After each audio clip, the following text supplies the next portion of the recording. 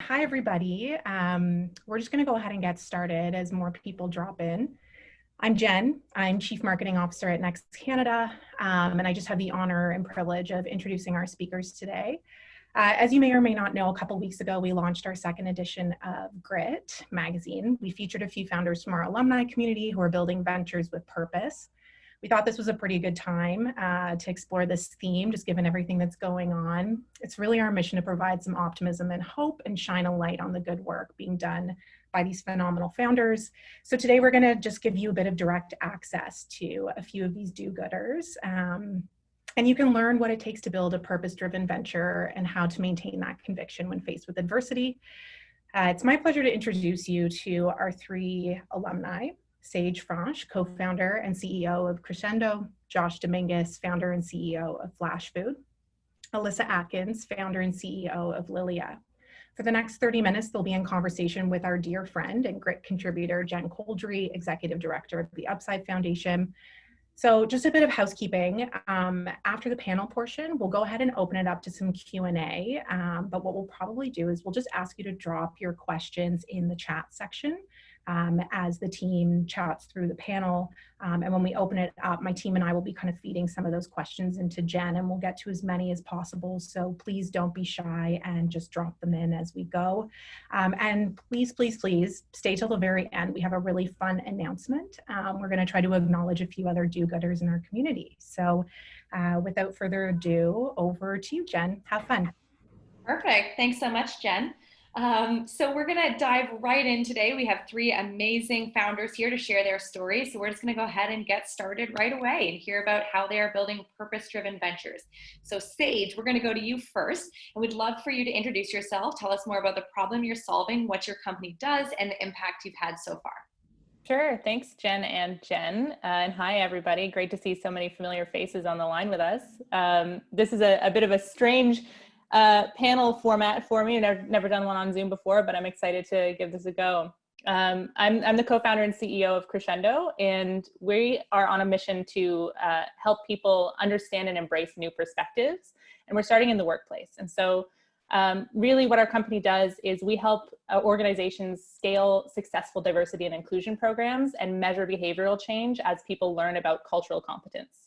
So cultural competence is a core soft skill of the future, and it underlies the way that we interact with people in our working relationships, the way that we understand our diverse customers, and how we build products and show up in the marketplace in a way that's authentic for every person that we're trying to reach. And so Crescendo offers a microlearning and analytics platform that helps people develop and measure this within their organizations.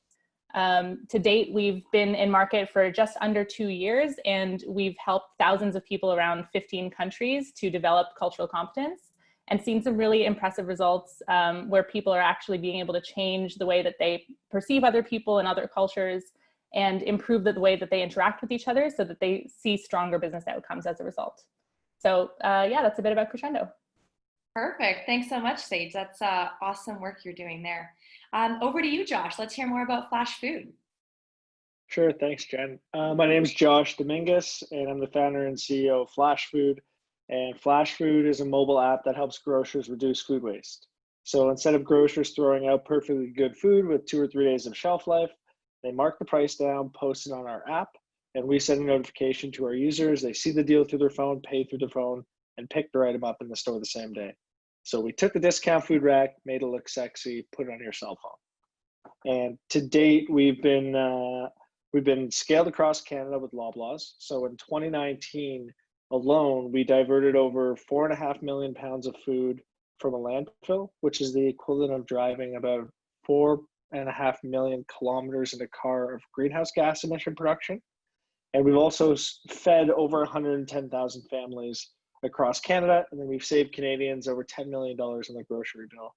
And now we're in growth mode, trying to do the same thing in the States. So our team went from 7 to 40 in the last 12 months, and we're just trying to make this all work across North America, and then now looking at international markets as well.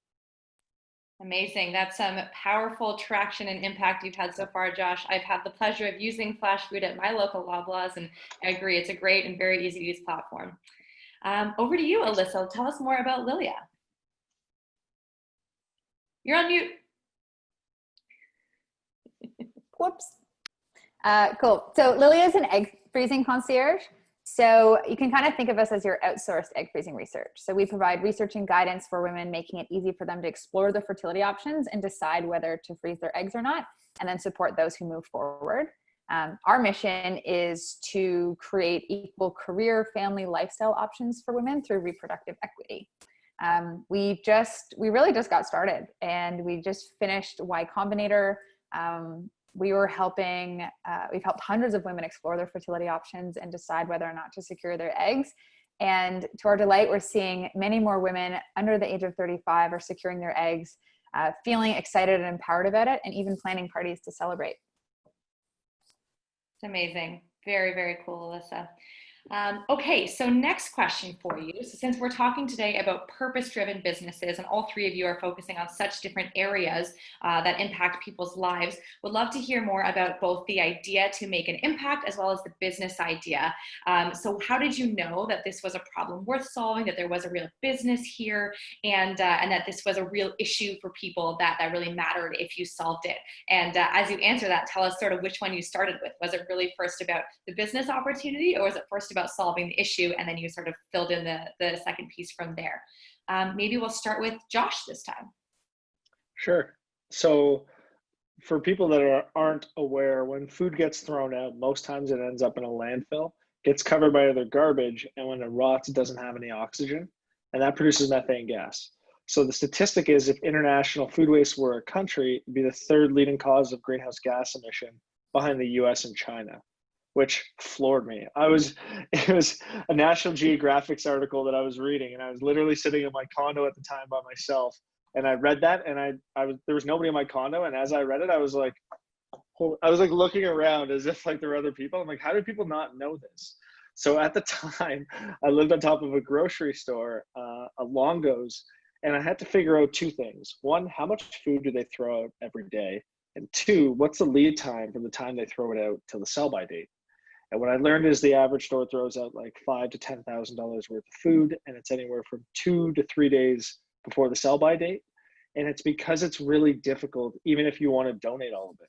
So if you want to get rid of all that food that has such a small shelf life, who picks it up, who drops it off, who pays the price, who guarantees the safety? So it's a logistics issue. And I remember, Jen, when I went down and like had the conversation with the manager and I walked out of the store, I was just like, holy shit, like this is such a big problem, and this is such a massive business opportunity. And I mean, don't get me wrong, my belief is the way that you solve really meaningful, impactful, environmental, sustainable changes is by doing it first by solving the economics. So if you're going to partner with a massive company or do this for a lot of people, you have to economically benefit the parties that are involved, and then build a business on the back of that has greater meaning and greater purpose. So I guess like the idea and the formation came from learning about the problem on the food waste side, which is the most important thing to me, and then figuring out how to translate that to the grocer and then to consumers, which ends up being a bigger sales thing. So the grocer saving a bunch of money by posting through us, and consumers are saving a ton of money by buying through us. So that was it for us. That was how we came up with the idea and like figured out the value prop. Yeah, that's a great story. And I totally agree with you, Josh, that you have to have both pieces in place in order for this to work. If you don't have the economics sorted, you don't have a sustainable business model. So I agree with you, and I love that story. Alyssa, I think you have a very personal start to your journey here. So tell us more about your journey coming up with your idea. Yeah, I do, Jen. So Lilia is the company I wish existed as I navigated this journey. So I really built the company to solve my own problem. I had entered a new relationship with someone who was younger than me. And not only did we both know we didn't want kids soon, we weren't aligned on the timeline to when we would have them. And so I think a lot of the women on this call will understand when I say I started doing the dating math. I was like, okay, well, if I need to have a kid before I'm 30, then I need to date for a year and need to be in love for 2 years. And I ended up with like, I needed to have met him yesterday. And so I either need to break up with this guy right now or have him sign some contract that, you know, we're going to have kids at X date. And I went to go find out what my options were, and the literature was just so scattered. I consider myself a smart person, and I wanted to see the medical journals, and all I could find were, you know, Huffington Post opinion articles. And I really wanted to see like the stats and the numbers on when does fertility decline and what does egg freezing or egg securing, I've been calling it because that's how it feels. Does egg securing work? When should I do it? So my arduous journey, and the other thing is I've heard horror stories from other women who would go to their doctors saying they wanted to secure their eggs, and their doctors would say to them, you know, you should just go find a husband and have a baby now. And women need better options than this.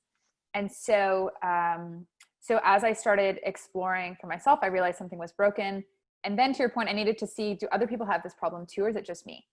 And what I found was there hundreds and hundreds, thousands of women who were experiencing the same thing as me and didn't realize that egg securing is a super viable option, and that the sooner you do it, the better it works. And so I secured my eggs at 29 at the end of last year. And I just felt this freedom and this power, this immediate relief. And I thought, this is the future. Like, women are going to secure their eggs upon graduation. It'll be this symbolic moment of entering womanhood. We'll celebrate it with a party, and it's just going to be the new normal. And so after that, I was like, is this a business? And so just relentlessly talk to customers. I talked to hundreds and hundreds of women and just asked them, like, tell me about this part of your life. What's hard? Where do you get stopped? Like, why haven't you, or have you considered this? And that's how I understood what the business model was going to be. And then I tested, will they pay for it? So what we ended up learning was the biggest thing that blocked women from securing their eggs was they wanted to outsource the research, and they just needed like someone to help them get started and where to go. And so we discovered that women would pay $500 membership to be part of Lilia, and we would take them through the whole thing. So they're part of a community. They outsource the research. They have all the research I was looking for. We book them in with a clinic so they don't need to stop at the doctor's first for a referral. And then it started to grow. We've done like almost no marketing. It's growing by word of mouth. And so these kind of factors have shown me that there's a real business here. Yeah, that's amazing. Love that it started with your very personal story and then realized that it actually applied to tons of. I mean, that's the best thing, is to just solve your own problem, right? And then see, do other people have this problem too? Yeah, absolutely. And I mean, all the statistics say that they are. So I love it. Okay, Sage, over to you. Tell us more about launching Crescendo. Very similar to you, Alyssa. You know, this really came from a personal story for me and my co-founders as well. It was back in 2017 that we met, and around that time, the Me Too movement was just sort of coming to, a crest. And when we three co-founders started talking about the big problems that were important to us, I was also facing some pretty serious situations and glass ceilings in my previous job. So I come from a background as a developer. And for those of you who know, being a woman in tech can be a very difficult journey. It wasn't something that I necessarily thought I would face hardship with. And as a teenager sort of entering the industry back in the very beginning of my career, I thought, I'm going to be totally invincible. I'm not going to let this get to me. And I'm just going to do everything in my power to not be affected by sexism and ageism in the workplace. And so that was the attitude I had until one day I started to really feel the effects of an immovable obstacle. And no matter what I did, I couldn't get past it. I couldn't advocate enough for myself and the people around me.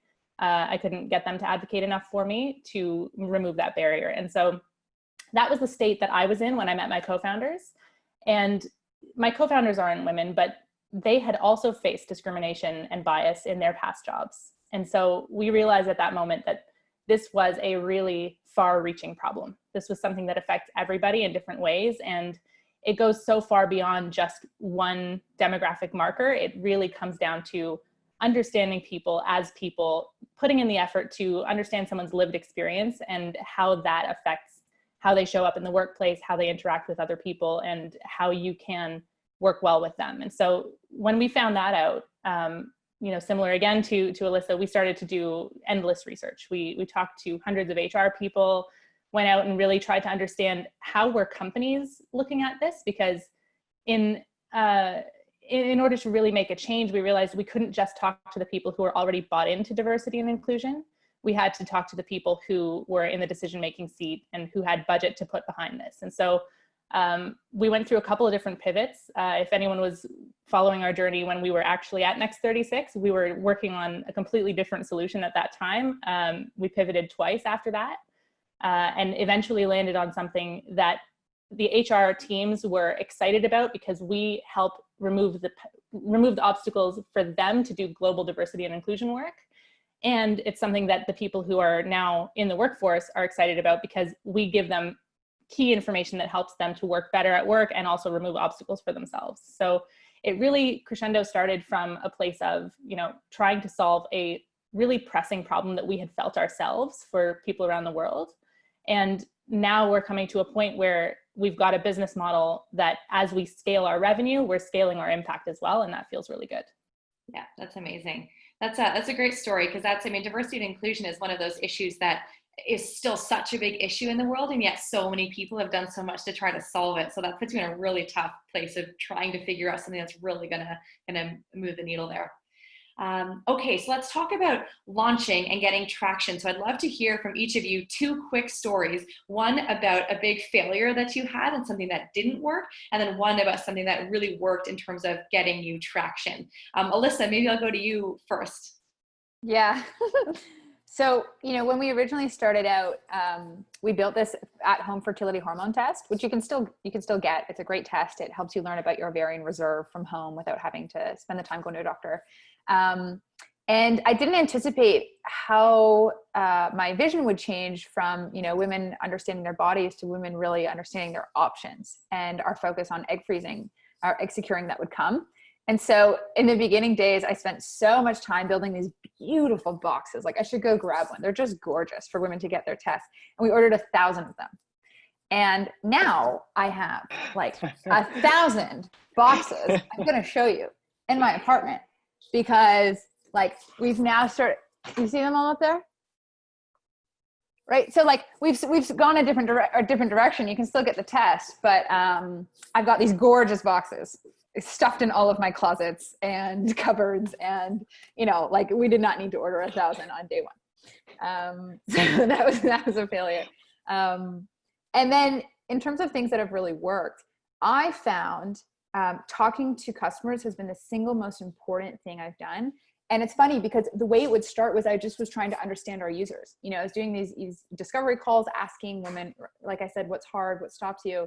And then they would ask about my experience, and I would just be really honest. And I would tell them, I'd be vulnerable about my personal life, and I would tell them about my egg freezing experience, how it made me feel after. And they ended up turning into sales calls. And I didn't expect them to, right? So it's I would do these user calls, and then at the end, I'd be like, this is what Lilia, does this solve your problem? And they'd be like, oh my God, yeah. And they'd give me their credit card over the phone. And so, and then they'd sign up, they'd have a great experience, and they'd tell their friends. So the most important thing I've ever done is talk to our users. And it's, I talk to users every day. Eventually we'll have to find another model that's not me on the phone, converting people, but it's helped us with our positioning, getting closer to product market fit, and actually has been a big driver of growth for us. Yeah, I love that. What do they say? If you want money, ask for advice. If you want advice, ask for money. Totally. It's true. Perfect. All right, Josh, over to you. Loblaws, that's obviously the way to scale, but I know that wasn't how you started. So tell us more about the early days. No, it took so long. It took 3 years of everybody saying no to us, both from grocers and investors, and almost being bankrupt so many times. There's 2 stories that came to mind initially. Jen, and the first way that I tried to get grocers on board, because we have to sell to grocer executives, is I went to that same Longo store at Bay and Dundas, and I bought $100 worth of food that had 2 or 3 days of shelf life. And then I took that down the road to Yonge and Dundas Square, and we set up this really sketchy stand with a sign, and we sold all of that food for $25 in the span of 15 minutes. And we took a video of it, and then we interviewed some of the customers that came by, and I had an interview about food waste and why this is dumb. And then our idea was to send it out to all these grocery executives. And as soon as I saw the video, when it was finally done, I was like, this is so bad. They're not even gonna, it was a 7-minute video, and took so long. It was horrible. So needless to say, that did not work, but it was a really cool growth lesson to learn. And then this other story, which did work kind of, but then also didn't work, was we went through Techstars, and it's kind of a long story, but I ended up getting the CEO of Target as one of my mentors. So I would meet with him every 3 months, every month while I was in Minneapolis at Techstars, about Flashfood and how to keep building my business, because he had committed to being part of this program in one regard. So anyways, I have a relationship with Brian Cornell, the CEO of Target, and we were trying to push through and get a pilot with Target at the time. This was in 2018 in like September, when we had just started a pilot with Loblaws in Canada, and that was going decent. Like, it was going really well, but like we were still on the cusp of, like, before we got into Techstars, we were basically bankrupt. Like, we took that money just to keep the business alive. And so we went through 3 months with Target in their accelerator. And then finally I met all the executives, and the guy who was in charge of making a decision whether to do a pilot with Flashfood or not, he said no. He's like, sorry, there's just too much stuff happening. And I was on a plane. I was so pissed. I forget where I was flying to, but I didn't have Wi-Fi, and I'm on the plane and I'm sitting in the window seat, and there's two people beside me. And I was like, you know what? Screw this. So like, I had the CEO's contact. Like, everybody at Target's going to hate me anyway. So I asked the two people to move. I got out, grabbed my wallet from up top, came back to my seat, paid for Wi-Fi. And I sent the CEO of Target an email basically being like, Brian, like, you guys have this innovation program. You have an accelerator. There's obviously a need in the company. You know that, like, we've agreed to it. Like, can you push this through? Because if not, why would you even have companies in this program? And why would I live in Minneapolis for 3 months? And sure enough, like 3 days later, we got a pilot with Target, and it went really well. Like, we killed it. But then finally it got back to that decision maker who was like the guy in charge. And he was just like, yeah, we're not rolling this out. And like, the guy hates me. So it worked in the moment, but now like, we're probably never going to scale with Target ever. And like, that guy never takes my calls anymore. So those are the two stories that came to mind. Those are both great stories. I love the first one with the idea of like, do things that don't scale just to see if it works. And that second one, the idea of like, sometimes you do have to make those bold, audacious moves, but like, even if it works, it may not work in the long run. That's a great, great lesson to learn. Awesome. Over to you, Sage. Let's hear more about some of your wins and failures as you launched. Yeah. So, I mean, you know, being an early stage startup, I feel like you face a lot of the failures before you face a lot of the wins sometimes. You know, in our early days, we were selling something pretty aggressively before we had ever built a single line of code. It was a lot. So I think that was something that we did maybe a little bit too optimistically. We really started selling and taking contracts before we had built the product. And so what that did was it created a little bit of confusion in the first couple of rollouts that we did, because we were able to be flexible and offer them something that we were building pretty much custom for them. But it confused our product team, because we were like, okay, are we building for the customers that we've just signed, or are we building for the longer term of what we need to build and what we put in our roadmap? That was something that we did there. I wouldn't necessarily call it like a massive failure, because we were able to learn pretty quickly and regroup. Something that we did that cost us a lot of money and was just a rookie mistake was we hired a contractor who was really, on paper, looking perfect to help us with our sales and help us build a community in the diversity and inclusion network. And then it turned out to be a really poor relationship that didn't end well, where this contractor came in and, you know, had a completely different idea for what the work was than we were expecting. And we spent way too much money figuring out that we need to do a better job of vetting contractors to do work. So I think that was a bit of a rookie mistake for us there, where we just were so excited that people were believing in what we were doing. And we really just trusted that we did a good enough job of conveying our vision to people that when they came in and onboarded, we could just give them something and let them run with it. But then they took it and ran with it in a different direction. And it was, you know, kind of money flushed down the toilet. So that was unfortunate. When you have very little cash flow to deal with in the early days, that's not a mistake you want to make. In terms of something that helped us with our traction, we have been doing a really good job, I think, and when I say we, I really mean my co-founder, Stefan, of building a strong network in the diversity and inclusion community that is not based on sales. Like, we're not trying to go out and say, you know, you have to use Crescendo for this because we're number one, we're the best. It's really an organic, community-driven relationship here.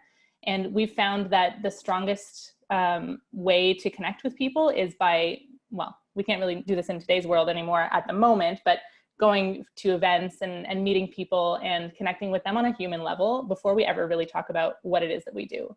I think something that, I come from a dev background, so I don't necessarily have a sales background.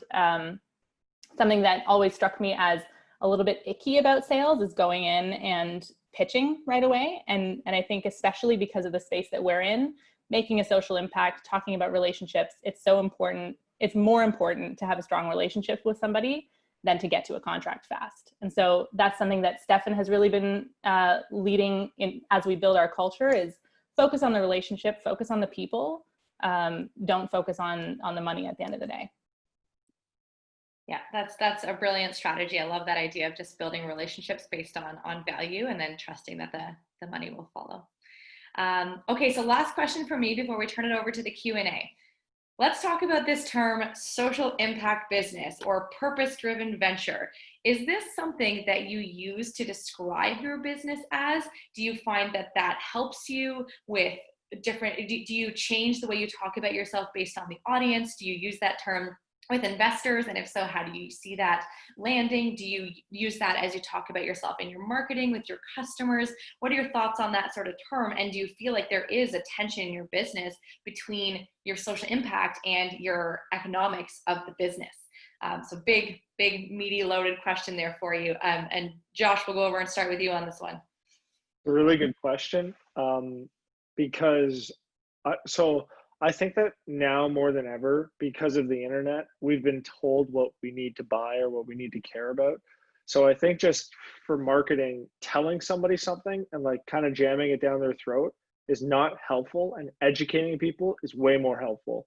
So at the beginning, and also like through fundraising, when we went out really early, and to give people an idea, like we've had all the no's, like almost been bankrupt, like made so many bad decisions. Like we've kind of been through the ringer. It's not just like, hey, everything's great. Like we were so close to being bankrupt so many times. So when we were fundraising, we did not bring up the social impact because people would initially associate that with like a charity, especially with what we're doing. Like it's really easy to go to like, oh, okay, then you're going to donate to food banks instead of customers. And so we just found it was not helpful.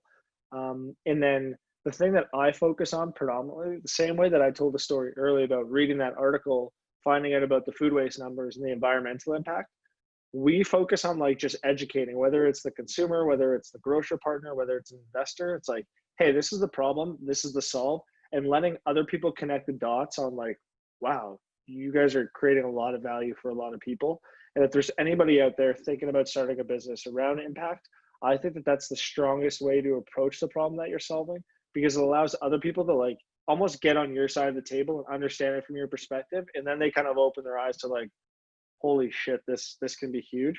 And then the other side of it is, I think going forward, and you're seeing investment markets actually go this way too, we need to be sustainable. Like it's not even having a social impact business, like all these kind of keywords, like it's just going to be normal happenstance. You have to do it as your business. So I've stayed away, and we've stayed away as a company from leading with any of those like trigger words, and just educating people on what we're doing and the impact and the results. Yeah, and Josh, I think you guys have done an amazing job of that, is that you don't refer to yourself in that way, but it's so clear through everything you do. So you've done an amazing job with that. Sage, let's hear from you about Crescendo and how you guys think about and talk about yourselves in this context. Yeah, I think when we started, we were very much of the mindset that we were building a social enterprise, and we were thinking about that all the time among the co-founders and talking about that quite a bit. I think now, 2 and a bit years into the company, we are still very mission driven. We're still very much aware of why we started. We're tied to our roots. We're tied to the problem that we want to solve. But I don't position us as a social enterprise anymore. Similar kind of reasons to what Josh expressed there. There's certain assumptions people make when you hear social enterprise, and I find that that's been a little bit limiting. I also find that we have to be very careful about positioning, because diversity and inclusion is a big buzzword for a lot of people. And so as soon as you hear D&I, you make an assumption about what the person who's saying D&I defines D&I to be. You make assumptions about who's included in that. You make assumptions about where those budget lines sit within the company, and how, a lot of people think diversity and inclusion might be relegated to HR, whereas it's really something that's quite cross-functional. So we've been very conscious of the terms that we use to describe our business. And the way I see us now is really we're a tech company first, and we've built our business in a way that, like I said before, as we scale our business, we scale our impact, and that's very important to us. And so now, we're actually part of a program, the We Scale Up Accelerator. It's their first cohort, and that's something that we're talking about as well. Is how do we now think about social impact, sort of business model canvas type exercises across the organization, so that everyone within our company is always aware of how our revenue model and our impact model align and work towards this common future that we all share. So it's really important to us to be purpose-driven, but it's not necessarily part of our positioning to investors or to the broader community. Yeah, I love that idea of the business model canvas that keeps those two things aligned and top of mind for everyone. It's beautiful. All right, Alyssa, over to you. I had never thought about Lilia as an impact or social venture until I got the email from you folks being like, we want to talk about companies with impact. No, like I just tested the business economics. Like, does this solve a big problem, a painful problem for a lot of people in a market that's new and growing? Does the LTV to CAC, is it attractive, right? Like, can we actually build a business on this? And then the why, right? Reproductive equity, that's just why I don't quit. Like, when things get really hard, as you know, in startups, it's excruciating basically most of the time. Achieving that goal is just what keeps me going through the hard times. And having purpose and a mission galvanizes our team, it galvanizes me, and the people really want to work with us. But it wasn't necessarily, it's my dream to build a venture-backed company that could, help women in this way. But it wasn't the impetus or the earliest thoughts of the company. I just wanted to solve this problem I was having and make sure that I could build, again, a venture-backed and really huge company based on that. Yeah, that's amazing. I love that you just happened to solve something that is related to so many enormous socioeconomic issues for women, and yeah, that's beautiful. Yeah, and so it helps, right? Like, this will be my life's work if I never do anything else. That's a life well spent. But I have never used the word social or impact venture. Again, I didn't think of it that way until this panel. Yeah, love that. That's awesome. Okay, so we're going to start turning it over to the audience for questions. So we're seeing a lot of them come in. That's awesome. The first person we're going to turn it over to is Haley, who is currently part of the Next 36 cohort. So Haley, I think you're unmuted there. So let's hear from you. What's your question?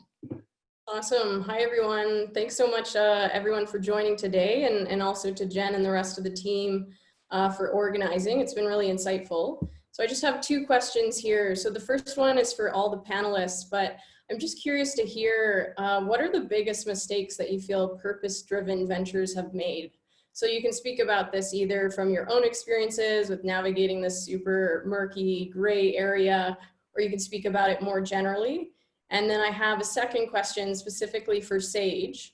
So I thought it was quite interesting where you were talking about how your co-founder, Stefan, really tries to prioritize relationship building and authentic relationships. Just curious to hear, how do you approach that with balancing that versus like the bottom line? Because I'm sure a lot of people can think, it makes the sales process longer. You might as well kind of hurry up. And I'd just be curious to hear your thoughts towards that and how you balance that. Perfect. Let's turn it over to Sage. Sure. Yeah, that's a great question and a great point. Actually, I think my response to both of your questions is kind of linked. I think that a big mistake that social or purpose-driven ventures make is forgetting about the bottom line, and they forget that as a venture, you have to aim to make money at some point. Like, you can't just aim to make an impact alone. So I think to my earlier point about tying the revenue model and the impact model together, that is so key to the success of a purpose-driven venture.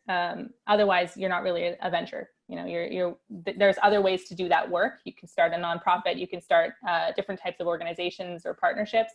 But if you want to really do a venture, then you have to really tie those things together. And so that comes back to our relationship to sales and community building. It's really important for us to do both. And we found that better relationships lead to stronger sales and stronger deals. And I think if I could characterize the reason for that in a short soundbite, it's really coming back to the more you interact with somebody, the more you understand them, the better you understand the problem that they're facing, and the better you can position yourself in a way that is valuable to them, and position your offering in a way that actually aligns with what they're doing. And so this is not about, selling to them better in the way that you're trying to like mask what you do to make it fit better with them. It's really like, okay, here, this is the full suite of our offerings. Now that I understand exactly how you approach this problem, here are the pieces and the elements that will be best suited to you. And these are where we should focus our contract on, so that we can, really maximize the impact in the areas that you want to solve a problem in. And then we can find a deal that works really well for both of us, in that it's a deal size that covers all of our costs in fulfilling that, allows our business to operate and solves all of the problems that they're looking to solve. So it's very interwoven. Perfect. Josh or Alyssa, did you want to pipe in there as well, or no? I think Sage nailed it, right? Like, if people aren't paying you to solve a problem on one side or another, you don't actually have a business.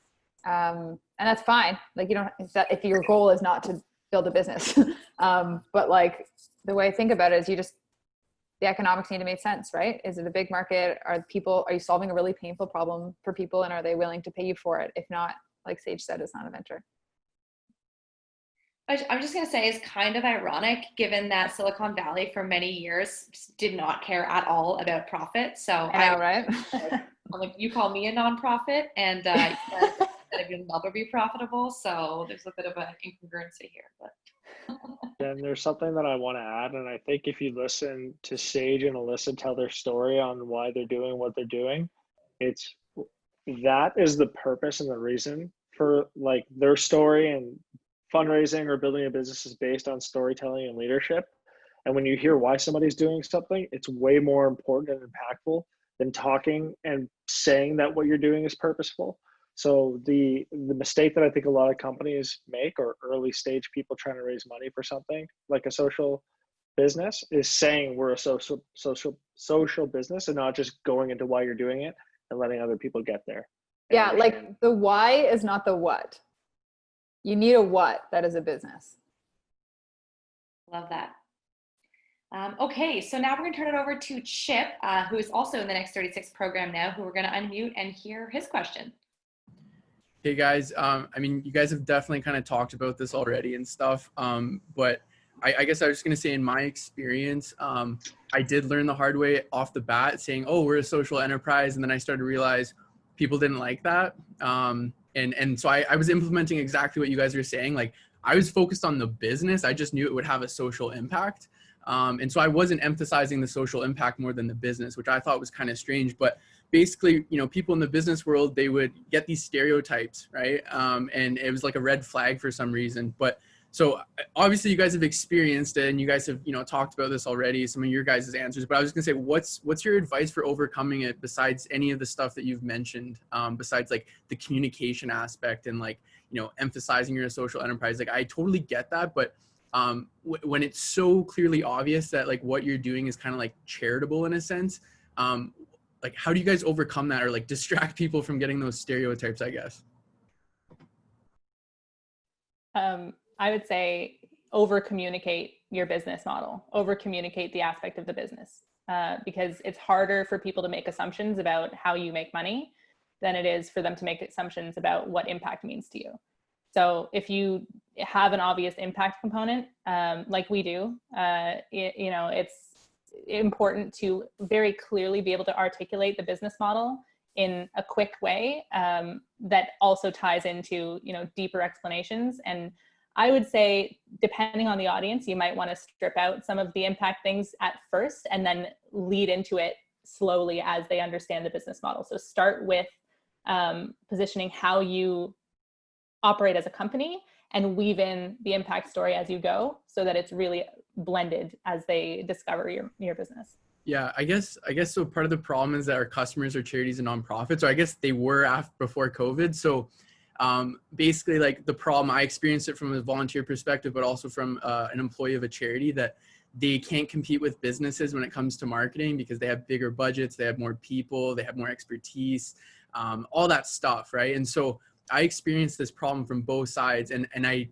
was like, oh, well, like, this is obviously going to be a very big social impact to it, because getting more volunteers to your organization because you can market better, right? Like, it's going to have that impact. But to me, I've always emphasized the business side of stuff, but I guess I'll have to overemphasize that.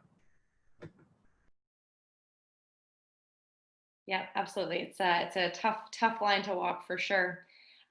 Mark Jordan had a great question. So let's unmute Mark and hear from him.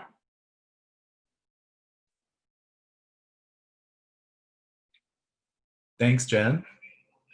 Thanks, Jen P, for organizing, and Jen C for your great moderation job, and thanks to the panelists. I guess this question is for any or all the panelists, but and you've addressed this a little bit already, this notion of purpose. I would argue that purpose was a trend, if you want to call it that, well before the last 3 months. And I think someone said to me early on, in the period we're living through right now, like, think about the brands and the organizations that were on your top list going in, present company notwithstanding, they're probably not the same ones that are now on the top of your list. And I guess my question is, in the midst of this, we're shift to purpose, do you see that as more competition? Do you see that as an opportunity to kind of accelerate what you're doing? Because that's where I think, hopefully, many companies are going as we emerge from this. Just curious your thoughts on that. I can start. It doesn't strike me as presenting any more or less competition than I'm usually up against. If anything, in times like this, it'll probably balance out, right? Like, some companies will die, others will emerge. But I don't think, like, entrepreneurs have, for the most part, started companies because of feeling some pull to do so. Some do it to make the money. It's a terrible way to make money if that's what you're into. But no, I think of competition as the same. Like, it's always a risk. And it'll thin out in the next little while, and then more will present itself just because people are seeing opportunity. But I don't know that to me, it's necessarily because they're all of a sudden feeling purpose. Yeah, I would agree with that. I mean, that sounds right to me, that there's always a lot of competition. I do see more companies now shifting. I can speak specifically from our market lens. There are more companies shifting into the space of what we do, because what we offer is a really scalable solution for people to do diversity and inclusion work in global organizations. And now the companies who are suddenly forced to go remote, even locally, are facing the same challenges that previously only global companies faced when it came to scaling this. So we're seeing more traditional consultants, people who used to offer in-person workshops and trainings, try and shift their business models into what we're doing.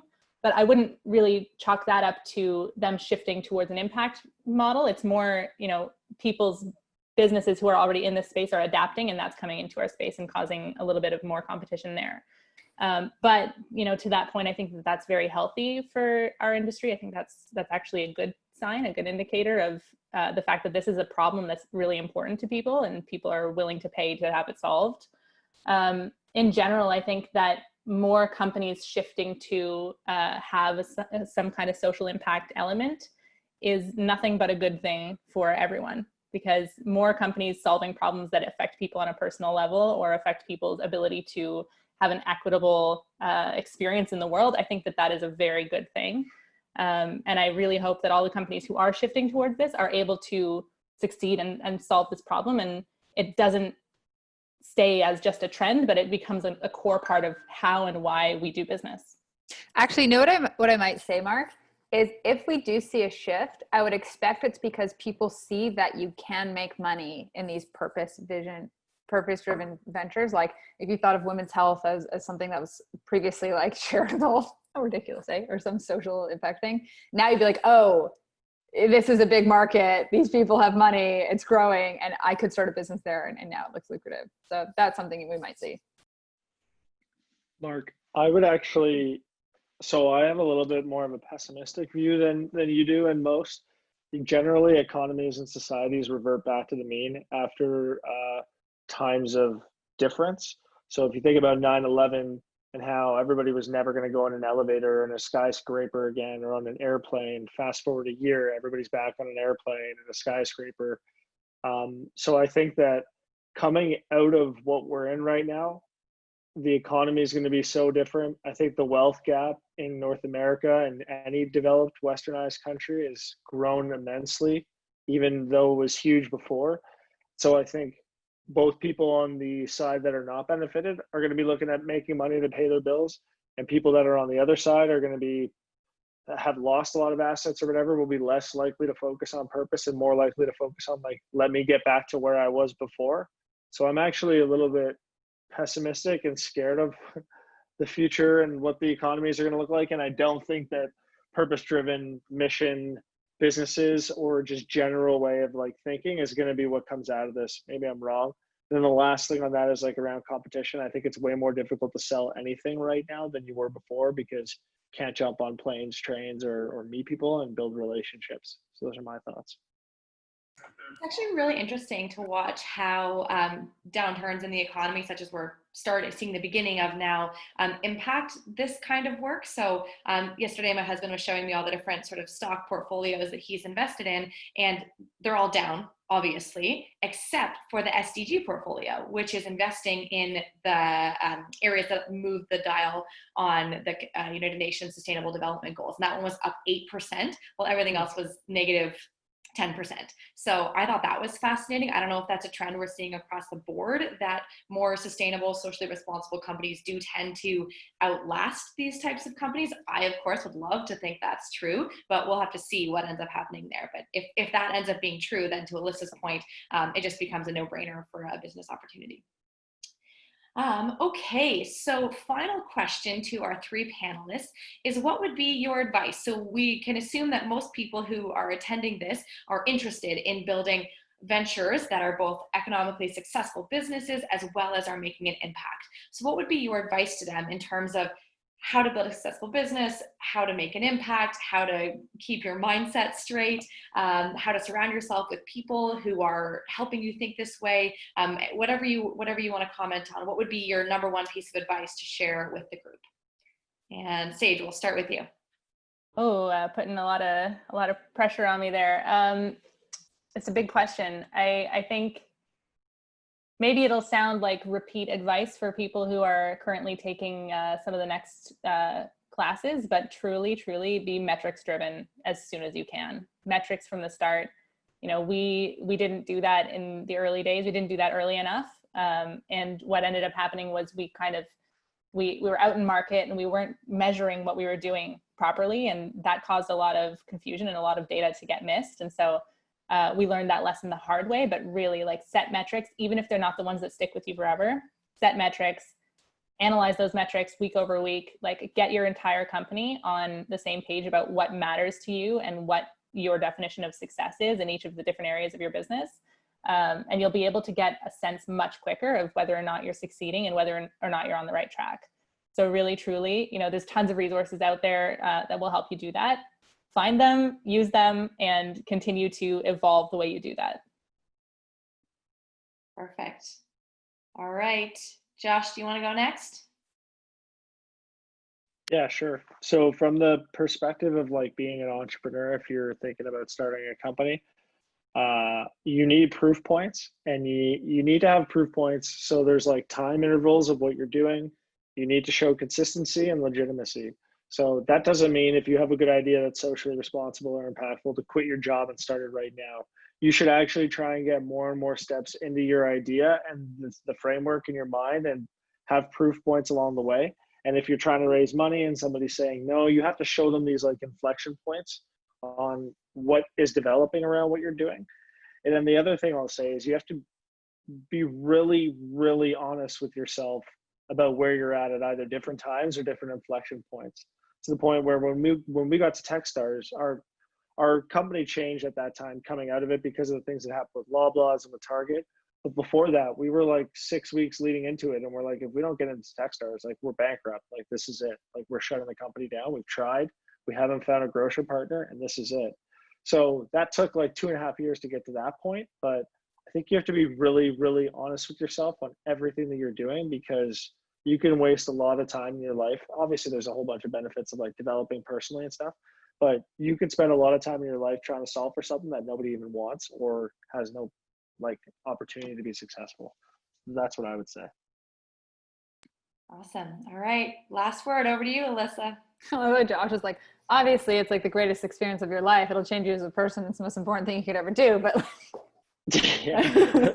Before you go, Alyssa, side note from what you were saying, every day of my life is the best day of my life, and every day of my life is the worst day of my life, and that's every day, all the time. Every day. And then you learn to ride it, and you're like, we're just going to be at the top or bottom. You're never in the middle. You're never like, oh, things are just good. You're like, they're the best or they're awful. So my advice would be talk to users. I think that is the single most important thing you can do in building a company. And it's how you find product market fit. It's how you avoid wasting a ton of time building something people don't want. Like, to have a massively successful business, you need to build something people need. And you'll know they need it if you're solving a painful problem for them and they're willing to pay you for it. Our offering has changed so much by talking to people and asking why things are hard, and then asking why 5 more times and getting to the root of it. And I think there's nothing more important you can do than talk to your users.